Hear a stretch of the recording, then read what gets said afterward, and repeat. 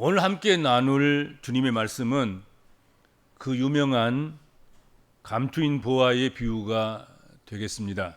여러 번 우리가 묵상했을 거예요. 아마도 비유 강의에서도 한번 언급된 적이 있었을 것이고요. 한 농부가 어느 날 남의 밭에서 일을 했습니다. 그런데 다른 밭과 다른 땅과는 다른 느낌을 받은 거예요. 농기구에 뭔가 부딪혀서 뭔가 땅 밑에 뭐가 있는 것 같은 그런 느낌을 받았습니다.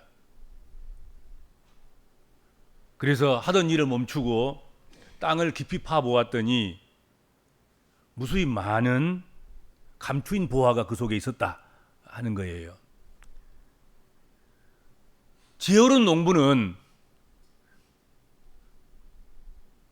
자기가 발견한 그 보화를 그냥 대충 그냥 이렇게 급하게 마무리 지어버린 거지요. 묻어버리고 아무것도 발견하지 않는 것처럼 덮어버리고 집으로 돌아갔다 하는 것입니다. 왜 그러냐면 밭이 자기 것이 아니거든요.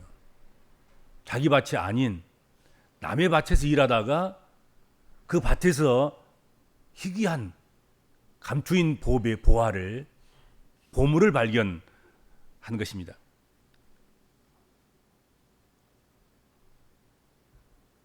그래서 연통을 넣어서 집에 돌아온 이 농부가 땅 주인에게 당신의 밭을 사고 싶다.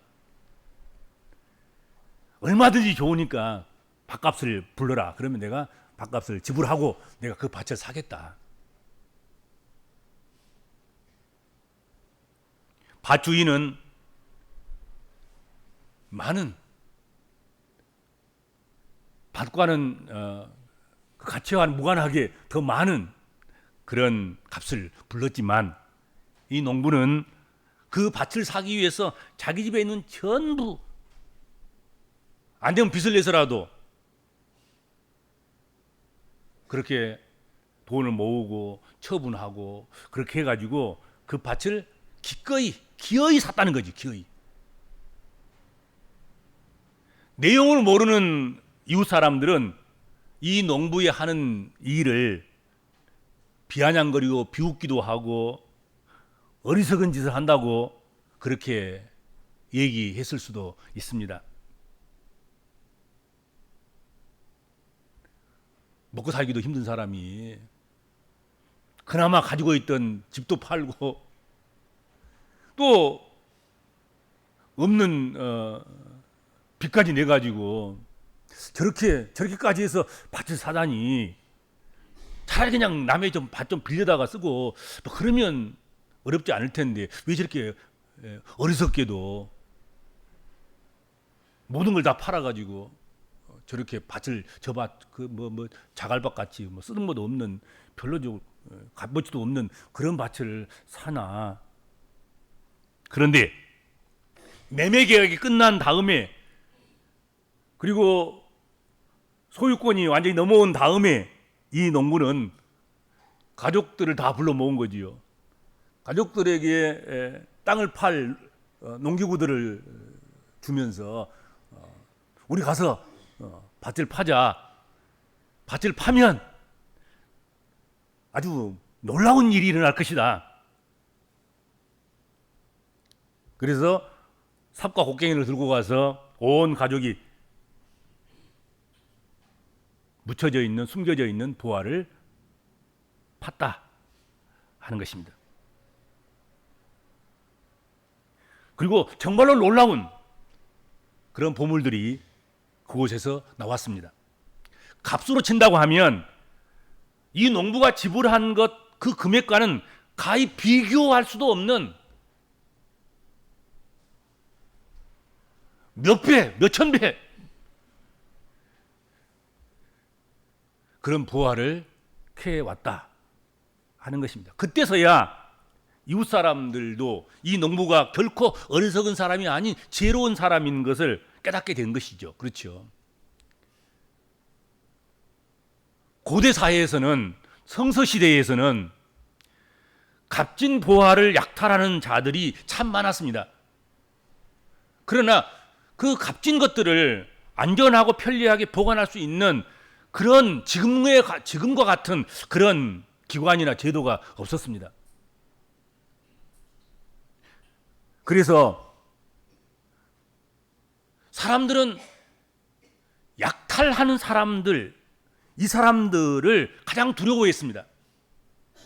그래서 그 약탈해 가는 사람들에게서 자신의 값진 재산, 보화, 보물들을 지키는 방법으로 아무도 모르게 땅에 묻는 것입니다.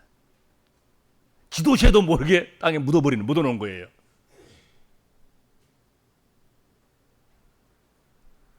오늘날도 그렇지만 옛날에는 더욱 돈 있는 곳에 흑심을 품은 사람들이 달라붙게 되는 것입니다.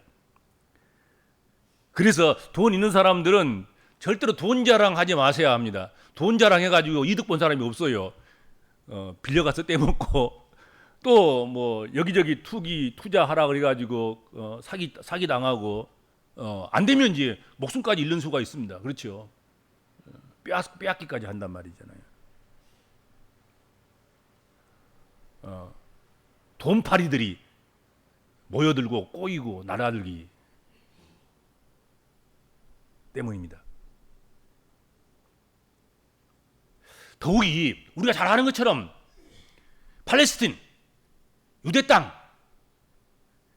이 땅은 세계에서 가장 전쟁이 많은 곳입니다. 이거 길목이에요. 북쪽에서 내려오려고 하면 팔레스틴 거쳐야 되는 거예요.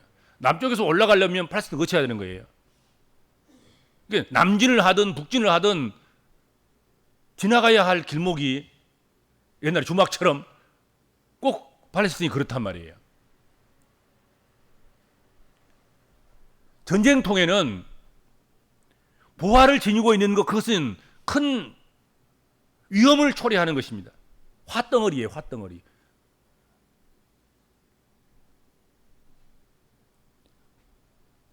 그래서 전쟁에 나가는 그런 사람이나 또 피난을 하러 떠나는 사람들이나 또 함락당할 위험성을 안고 있는 그런 곳에서는 재산을 지키는 방법이 뭐겠습니까? 뭐 재산을 싸질머지고 전쟁터에 나갈 수도 없는 것이고, 피난 가면서 자기 지금 목숨 하나도 지금 건지기가 힘든데 또 무슨 재산을 갖고 가져가는 큰일 나지 않겠습니까? 그렇잖아요. 또 분명히 며칠을 못 버티고 함락 당할 텐데 이 성이, 그럼 어쩌란 말이에요. 그렇죠. 그 위험들을 피하는 방법 한 가지 방법은 땅에 묻는 거예요. 그렇죠. 나만 아는 곳에다가 아무도 안 보는 저녁에 혼자 자기 상속자만 알려주면서 여기다 땅에다가 묻을 테니까 내가 죽으면 네가 가서 나중에 파서 밭도 사고 논도 사고 다시 잘 살아라, 뭐 그렇게 할 수도 있는 것이고. 그래서 전쟁이 끝나면 돌아와서 다시 캐낸 사람들이 그냥 99%라고 합시다. 대부분의 사람들은 가서 살아와서 다시 묻어놓은 거 파고, 다시 피난 갔다 왔던 사람들이 다시 돌아와서 또 묻어놓았던 거 다시 파고, 함락 당할 줄 알고 자기 집 뒷마당에다가 살짝 숨겨놨던 그것도 다시 성이 회복되는 다음에 다시 와서 파고. 그런데 1%만 전쟁에 죽거나 피난 갔다가 못 돌아오거나 또 이런저런 사유 때문에 돌아오지 못했다고 한다고 하면 1% 사람의 것은 묻혀 있을 거다, 땅 속에다가 그대로. 그렇지 않겠습니까? 바로 그런 것들이 감추인 부화가 됐다는 것이죠. 아마 우리나라 같은 경우도 이북에서 내려온 사람들은 곧 돌아갈 줄 알고 내려왔을 거라고요. 아무것도 가지고 나오는 것이 없는, 아무튼 너와 나만 알자 그래가지고 그 뭐 굴뚝 있는 옆에다가 땅 파가지고 거기다가 묻어놓을 수 그러기도 했을 것이고, 자기들만 알고 있는 뭐 어떤 터널이나 굴 뭐 그런 데다가 뭐 감춰놓을 수도 있겠고, 뭐 그러지 않겠습니까?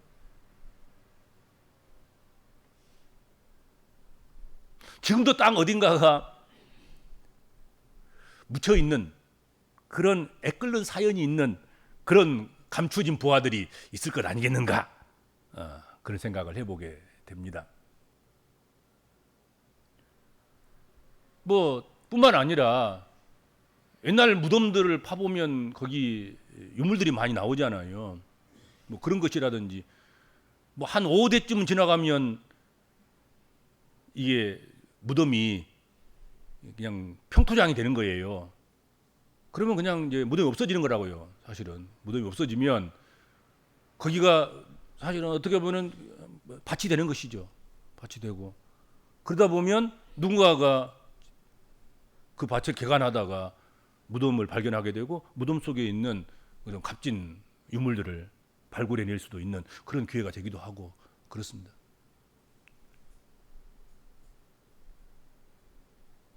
이처럼 땅 속에 항아리나 궤에 넣어서 묻어둔 것이 어떤 사람이 남의 땅을 파다가 우연히 그 보화의 존재를 알게 되었을 때 어떻게 해야 되는 것인가?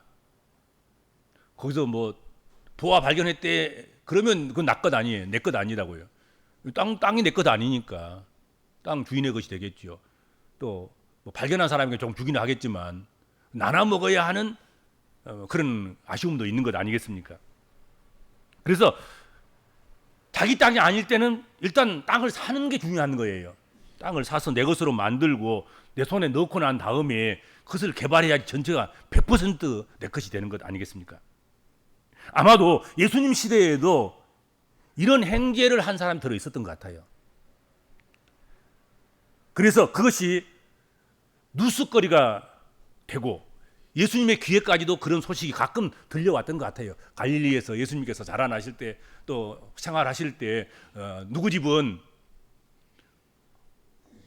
어떤 옛날 집을 하나 샀는데 그 집을 리모델링 하다가 우물가에서 또는 굴뚝 옆에서 보화를 발견했단다. 근데 그것이 얼마나 많은지 그 집값보다는 몇 배 다 던더라. 뭐 이런 소문들, 이런 뉴스거리들이 가끔 있었을 거라는 얘기죠. 그렇죠. 우리도 가끔 그런 뉴스 듣지 않습니까? 뭐 서해안에서 무슨 유물이 발견됐다나 뭐 그런 것들 말이죠. 그렇잖아요. 예수님께서는 그런 소식을 접하고 뉴스거리를 늘 듣고 그런 가운데서 하나님 나라를 가르치실 때 그 중에 하나인 감추인 보화를 발견했던 농부의 이야기를 꺼낸 거예요. 하나님 나라는 이렇게 농부가 남의 밭을 갈다가 그 밭에서 감추인 보화를 발견한 것과 같다. 그래서 발견하고 그냥 내버려둬 뒀냐? 그게 아니단다. 그것을 100% 자기 것으로 만들기 위해서 살짝 숨겨 넣었다가 그 밭을 사가지고는 그것을 발굴해서 정말 엄청난 부를 이루었단다. 하나님 나라는 그와 같은 농부의 행위와 같고 그런 큰 기쁨과 같은 것이단다. 그렇게 비유로 말씀하신 거지요. 예수님은 이 비유에서 천국은 마치 밭에 감추인 보화와 같다 하셨습니다. 이 이야기 속에는 기독교의 구체성과 현실성이 잘 반영되어져 있고 설명되어져 있다 생각이 됩니다. 첫째로 보화는 땅에 감추었던 것이므로 발견되는 것이라 하는 것입니다. 이것이 보화의 속성인 것입니다. 여러분, 보화가 있으면 자랑하고 싶은 마음과 또 함께 다른 한편에서는 이것을 어떻게 하면 남에게 안 들키고 또 잘 감추고 잘 보존하고 그렇게 할 것인가 하는 생각을 하는 것, 그것은 당연한 것입니다. 왜냐하면 귀하기 때문에 자랑하고 싶은 마음이 있는가 하면 너무 귀하기 때문에 누가 보면 탐낸단 말이지. 그러니까 잘 보관해야 되지 않겠습니까? 그렇지 않아요? 몇 중의 금고를 만들어서라도 아무도 끌을 수도 없는 거, 아무도 도둑질할 수 없는 그런 곳에다가 은밀하게 감추려고 하지 않겠습니까? 보배는 아무렇게나 널려져 있는 것이 아니더라 하는 것이죠. 보화라는 것은 범상치 않는 것 아니겠습니까? 그러다 보니까 본래적으로 귀한 것이기 때문에 감춰져 있기 십상인 것이다.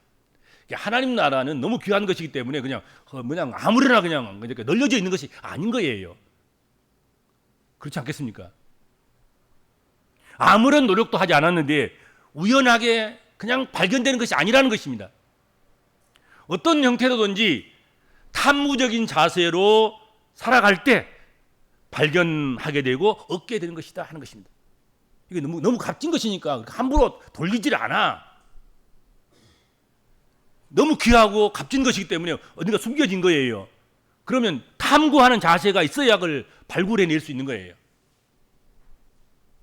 농부가 밭을 가는 수고와 그리고 그 밭을 사기 위한 자기 전부를 다 희생하고 팔고 교환 가치 있는 모든 돈으로 바꾸어서 그래서 밭을 사는 그런 결단 이런 것들이 있어서 그 숨겨진 보화를 자기 것으로 만들 수 있는 것 아니겠습니까? 그렇죠. 두 번째로 그 보화를 발견하고 소유한 자에게는 큰 기쁨이 있습니다. 크게 기뻐하며 그렇게 오늘 성경에 말씀하고 있습니다. 보화를 발견한 농부는 한없이 기뻐했습니다. 그리고 그것을 자기 소유로 삼게 되었을 때는 더 큰 기쁨이 넘치게 됐습니다. 발견할 때는 발견할 때도 기뻤지만 그 발견한 보화를 숨겨놓고 밭을 팔면서 또 자기 논을 팔면서 자기 집을 팔면서 자기 소유를 다 팔면서 그 밭을 살 돈을 마련하는 그 순간에도 다 팔고 지금 그냥 공짜로 거의 주기도 하고 1,000원짜리 세일 해가지고 그냥 10원 주고 팔아보기도 하고 어떻든 밭 살 곳만 지금 마련한 거면 된 것 아니겠습니까? 그러잖아요. 그러면서도 기뻐하는 거예요. 손해를 보고 싸게 팔아버리고 바겐 세일 해버리고 하나 더 원 플러스 원 해가지고 줘버리기도 하고 그러면서 지금 밥값만 마련한 것 아니겠습니까? 그런데 억울하고 슬퍼하고 괴로워하고 그런 게 아니고 다 줘버리면서도 불구하고 값싸게 다 팔아버리면서도 불구하고 기뻐했다는 데 문제가 있어요. 의미가 있는 거란 말이에요. 기뻐한 거예요. 보화를 발견하면서 기뻐하고 보화를 사기 위한 밭을 사기 위한 자기 것을 다 팔고 처분하면서도 기뻐하고 더 기뻐할 때는 언제였겠습니까? 밭을 자기 것을 만들고 그리고 숨겨져 있는 보화를 발굴할 때 얼마나 기뻤겠습니까? 다른 사람들은 미쳤다고 저거 돌짝밭을 그 값에 왜 사? 그러면서 조롱하기도 하고 비아냥거리기도 하고 그랬을 것 아니겠습니까? 근데 그 밭을 자기 소유로 딱 만들고 그리고 보화가 묻혀 있는 곳에 가서 온 식구들이 그것을 발굴해내면서 야, 이건 금관인데 이것은 금신발인데 그러면서 팔 때 발굴할 때 얼마나 큰 기쁨이 있었겠습니까? 그렇죠. 그런 기쁨이 있었다 하는 것이죠.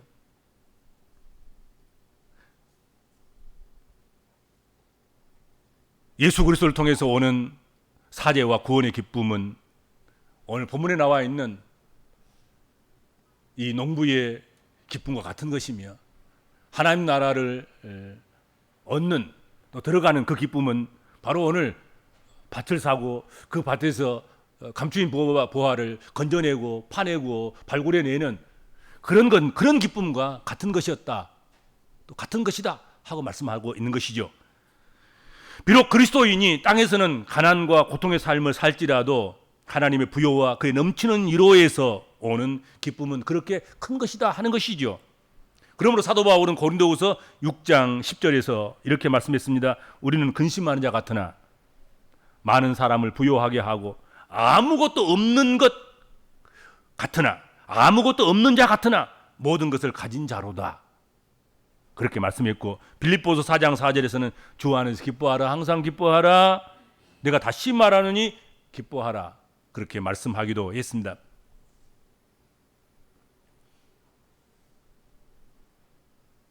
세 번째로 이 보화를 내 소유로 만들기 위해서는 희생의 결단이 있어야 한다 하는 것이죠.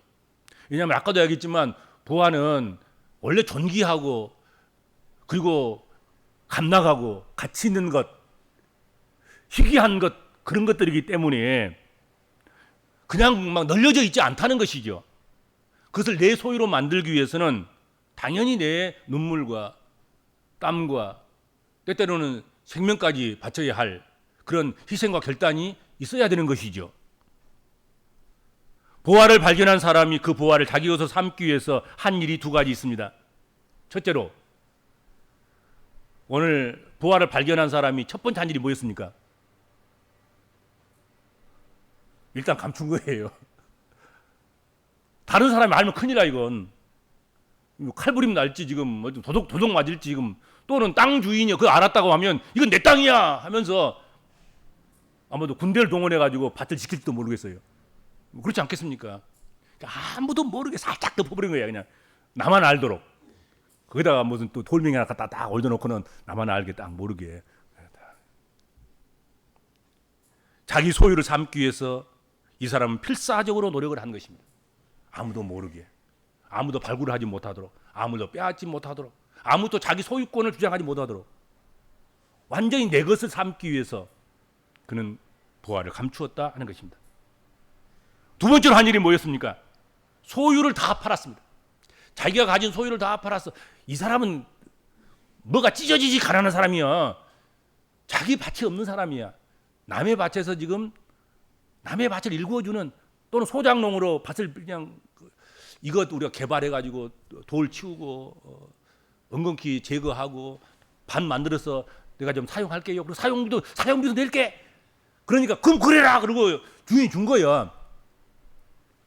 근데 옛날에 그 집터였고 옛날에 아무튼 부잣집에서 그냥 어떻게 전쟁 나가지고 죽고 우환이 많다 그래가지고 그 집을 누가 사는 사람이 없어. 그래서 세월 지나가다가 집이 무너지고 그리고 이제 그냥 돌짝밭이 돼버린 거라고요. 그런데 이 농부가 하도 가난하니까 밭이 없으니까 그 밭을 개간해서 거기서 나온 소출 중에서 값도 지불하고 뭐 임대료도 내고 할 테니까 좀 빌려달라 그래가지고 빌려서 그 농사를 짓고 있었던 것 아니겠습니까? 그런데 그렇게 발견된 거예요. 그래서 이 밭을 살 수 있을 만큼의 돈을 마련하기 위해서 그가 그 모든 소유를 팔았다는 거예요. 다 판 거예요. 다 판 거예요. 집도 팔고 뭐 숟가락까지 다 판 거예요. 아무튼 그 돌짝밭 하나 사는 것 위해서는 뭐 아끼는 게 없는 거예요. 다 팔아서 그 밭을 샀다 하는 것입니다. 밭에서 발견한 그 보화는 아주 귀한 것이니 이제는 내게 있는 것을 다 희생해서라도 내가 꼭 소유하고 말겠다는 결단이 있었다 하는 것입니다. 만일 어떤 사람이 이 세상에서 가장 값진 보물을 발견했다고 합시다. 그렇다면 그것을 누가 조금 비난한다고 하는 일에 조금 지장이 있다고 그것을 버리겠는가? 마찬가지로 우리 기독교의 진리는 그것이 너무 값진 보화이기 때문에 어느 정도 희생이 각오가 되지 않으면 안 되는 것입니다. 감수할 수 있는 그런 희생, 그걸 치룰 수 있는 그런 존재, 그런 그리스도인이 되어야 된다 하는 것입니다. 하나님 나라는 그냥 그렇게 값없는 것 아니에요. 조금 내 걸 희생할 수 있을 만큼 내 소유를 팔아도 괜찮을 만큼 내가 가장 귀하게 여겼던 것들을 내다 버릴 수 있을 만큼 그렇게 하고도 하나님 나라를 소유하는 것이 더 소중하고 귀하고 가치 있기 때문에 그렇게 할 수 있는 것, 그것이 하나님 나라다. 그렇게 설명하고 있는 것입니다. 우리가 이 세상 살아가면서도 좀 더 가치 있는 것에 투자를 할 때는 빚도 내고 생활 규모도 줄이고 나가서 땀 흘려서 일당이라도 벌고 수고를 아끼지 않는 것입니다. 그렇잖아요. 지금 가지고 있는 것보다는 더 좋은 것, 더 값진 것, 더 귀한 것, 더 놀라운 것, 그것을 얻기 위해서라고 하면, 그렇죠? 빚도 낼 수 있는 것이고, 내가 그렇게 좋아하던 여러 취미생활이나 이런 것들 좀 안 할 수도 있는 것이고, 일하기 싫은 사람도 땀 흘려서 일을 하는 그런 수고를 아끼지도 않기도 하고 그런 거지요. 밭에서 보화를 발견한 농부가 자기의 소유를 다 팔아서 밭을 샀던 것, 그것이 결코 어리석은 일이 아니었습니다. 그 보화의 가치를 모르는 사람들은 그를 어리석은 사람이라고 비난했을 것입니다. 하지만 그 보화가 자기가 소유하고 있는 모든 재물보다 몇천 배, 몇만 배나 비할 수 없이 값진 것임을 아는 사람은 비난을 들으면서도 어떤 희생을 치르면서도 그 밭을 사는 일을 감행했을 것이고, 그리고 그 보화를 발굴하는 일을 감행했을 것이다 하는 것입니다. 여러분, 예수 믿는 거 누가 비난해도 하나님 나라 그리고 영생에 들어가는 것, 그것이 값진 보화라고 생각한다고 하면 누가 좀 비아냥거린다고 해서 눈 하나 깜짝할 필요가 뭐 있겠습니까? 그렇죠? 뭐 아쉬워할 것이 뭐 있겠습니까? 두려워할 것이, 염려할 것이, 부끄럽고 창피해스러울 것이 뭐 있겠습니까? 워낙 귀한 것인데, 영생이라는 것이, 하나님 나라 들어간다는 것이, 그렇지 않겠습니까? 우리가 신앙생활을 하는 것은 밭에 감추인 부활을 발견하는 것과 같습니다. 그러므로 발견한 자만이 아는 것입니다. 그리고 보화이기 때문에 소유한 자에게는 남이 모르는 큰 기쁨이 있는 것입니다.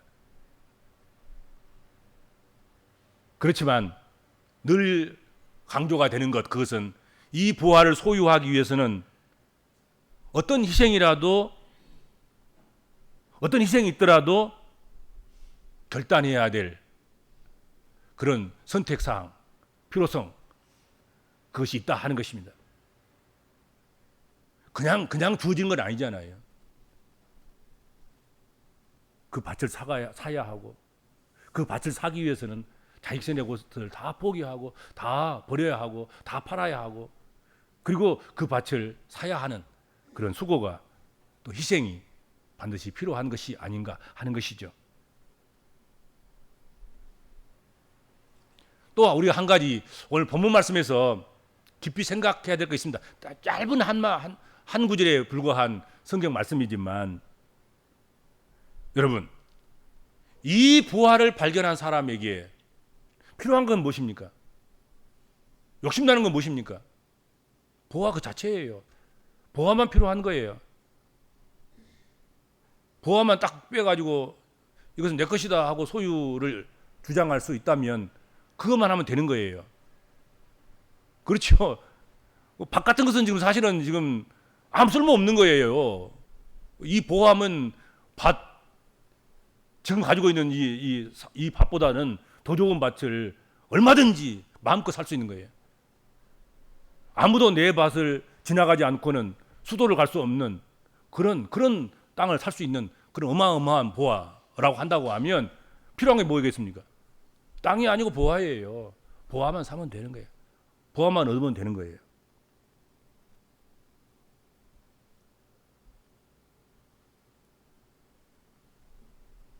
그러나 이 농부는 보화를 산 것이 아니라, 보화를 발굴한 것이 아니라 밭을 샀습니다.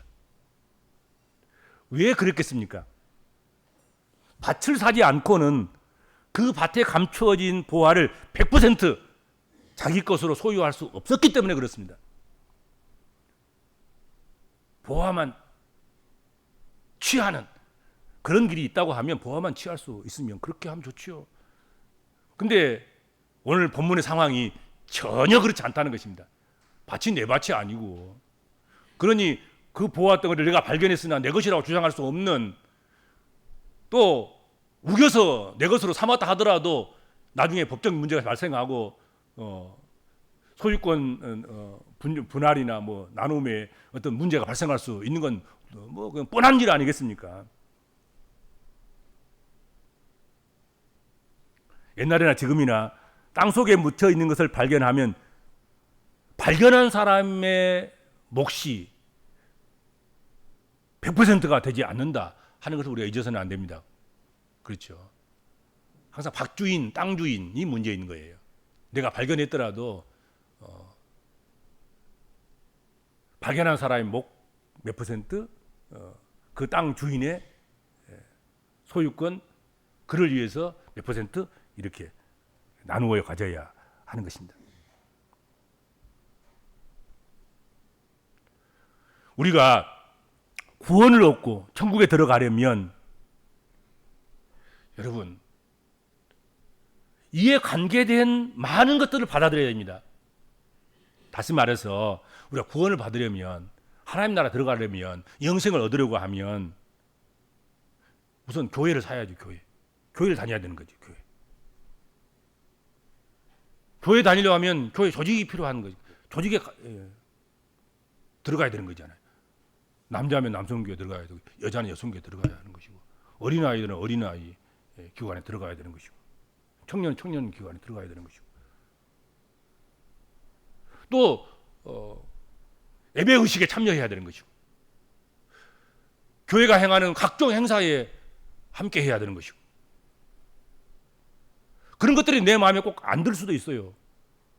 나는 저런 거 다 필요 없는데, 나는 구원만 받으면 되는데, 나는 하나님 나라만 들어가면 되는데, 나는 영생만 받으면 되는 것인데, 저 따위 것이 뭔 필요 있어? 예배당도 필요 없고, 예배 의식도 필요 없고, 교회 조직도 필요 없고, 나는 교회 조직 그거 아무 소용 없어. 나는 뭐 교회 직분들 막 이런 것들 나는 뭐 귀찮아. 뭐 그럴 수도 있는 거지요. 영생만 얻으면 되는데, 하나님 나라만 들어가면 되고, 구원만 받으면 되고, 뭐 그런 것인데, 뭐 그따위 것이 뭐 얼마나 필요할까? 뭐 이럴 수도 있는 거지요. 그러나 교회 안에 말씀이 있고 진리가 있기 때문에 교회 생활을 수긍하고 교회라고 하는 전체 구조를 받아들여야 하는 것입니다. 그리고 그 교회 생활과 교리와 예식들까지도 따라서 해야 합니다. 그렇죠? 하기 싫은 것까지 해야 되는 거야. 여러분, 구원 받으려면, 영생을 얻으려고 하면, 하나님 나라 들어가려고 하면, 여러분 그냥 형식적인 것들도, 내가 무가치하다고 생각하는 것들도, 내가 원치 않고 내가 좋아하지 않는 것들도 해야 되는 거야. 나는 좋은 것만 하고, 내가 하기 좋은 것만 하고 나는 영생 받을 거야, 나는 구원 얻을 거야, 하나님 나라 갈 거야. 그 사람은 영생 못 받습니다. 인생들이 가만 보면 하고 싶은 것만 하면 죄만 짓는 거예요. 사실 보면 하고 싶은 것을 안 하고 하기 싫은 걸 해야만이, 이게 인생은 날로 새로워지고 좋아지고 변화되고 좋은 열매를 맺고 그렇더라는 거지. 그렇죠? 안 그런가 보세요. 한번 여러분 하고 싶은 것만 해보세요. 여러분 속에서 소욕이, 하고 싶은 것들이 무엇인가?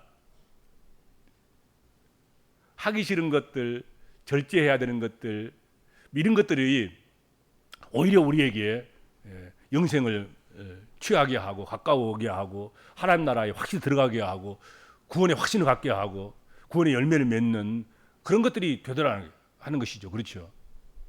그걸 부인할 수 없어요. 근데 뭐 하고 싶은 것들, 우선 놀고 싶지요. 또 열심히 일해서 한 푼이라도 더 소득을 얻어서 소득을 쌓고 싶지요. 자기의 편한 것, 자기 즐거운 것, 쾌락에 젖어 살고 싶지요. 결국 그런 것들은, 결국 하고 싶은 것들을 하는 것, 그런 것들은 결국은 죄 짓는 것밖에 되지 않지 않습니까?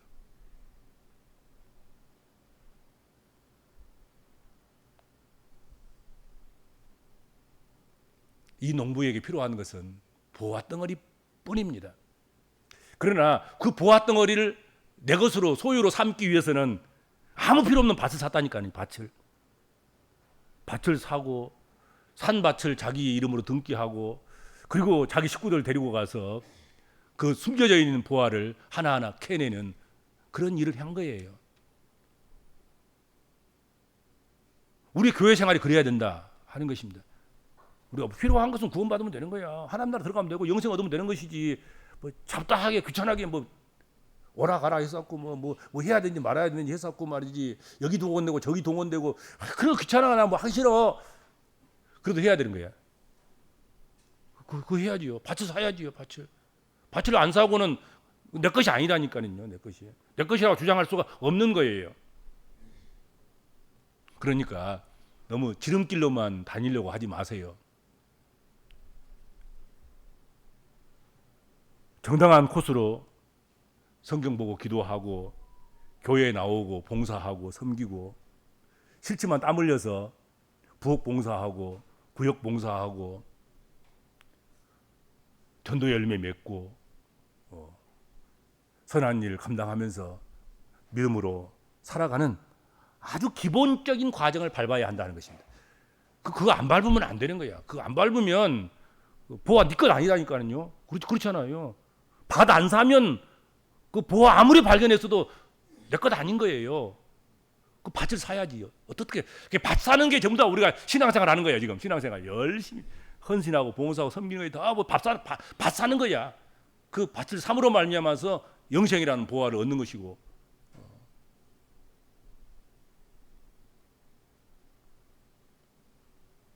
보화만 사겠다고 하다가는 오히려 보화를 빼앗기게 될 수도 있습니다. 보화와 관계된 모든 것을 사는 것이 보화를 지키며 전부를 소유하게 되는 것입니다. 이것이 우리의 신앙생활이고 교회 생활인 것입니다. 오늘 살아가는 우리 복음적인 그리스도인들이야말로 감추인 보화를 발견하고 그 밭을 사서 전부를 소유하고 그것을 기뻐하는 그런 사람이 되어야 될 줄로 믿습니다. 그렇죠? 기도하겠습니다. 주님 은혜를 감사합니다. 저희들로 하여금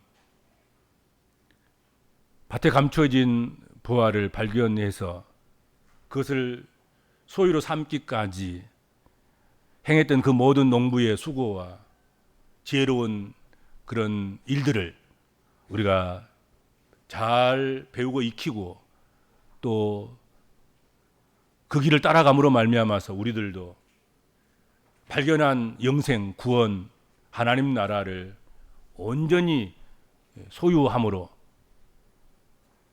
우리의 삶이 기쁨이 넘치고 평안이 넘치는 그런 삶이 되도록 우리를 인도하여 주옵소서. 예수님의 이름으로 간절히 기도하옵나이다. 아멘.